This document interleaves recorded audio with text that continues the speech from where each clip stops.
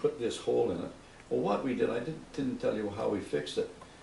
We we were able to carry around 150 maybe soldiers, and we had bunks for each of them and mattresses. Nothing else. They had their own to keep warm somehow. So what we did, there were those fold-up mattresses.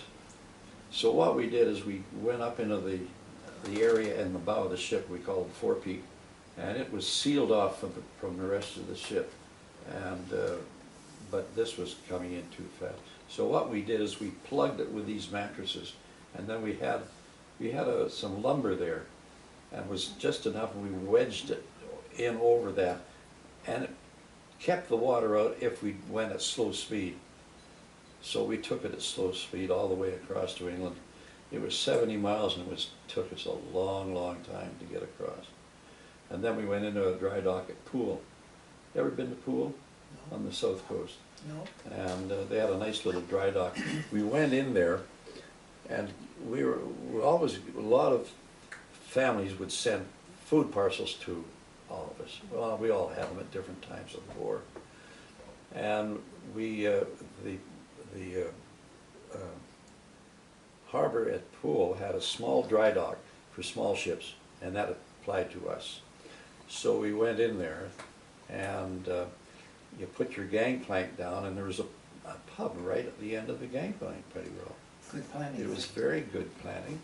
And we had nice people that were running the pub, and we gave them any chocolates or anything like that, that we had all the nice goods, we gave it to them, and they looked after us in beer, which was quite nice. Another way to win the war. That's yeah. Teamwork. Teamwork. Oh, and I went back to Poole on the 50th anniversary, after it was over. I went went to France for the 50th anniversary, and I wanted to go to some of the places that I remembered best, and that was one of them. So I went over and I had a hangover because that was the last night was the White Throat. We had a sing-song that went on all night, and gee, it was great. Was this in Poole? In Poole, no, this was in France. We were winding up, and we had this big wingding, and Suey sang and drank, and then I was going. So I went to, rather than London, I went to Poole. I wanted to go to this dry dock and see these old people again. So it wasn't there, and I think it was a Sunday morning. I'm pretty sure it was a Sunday morning.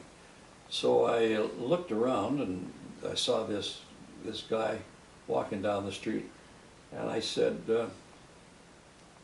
"Where's the pub that was in that dry dock?" Oh, he says, "There's never been a pub in that dry dock." Oh, I said, "Yes, there was.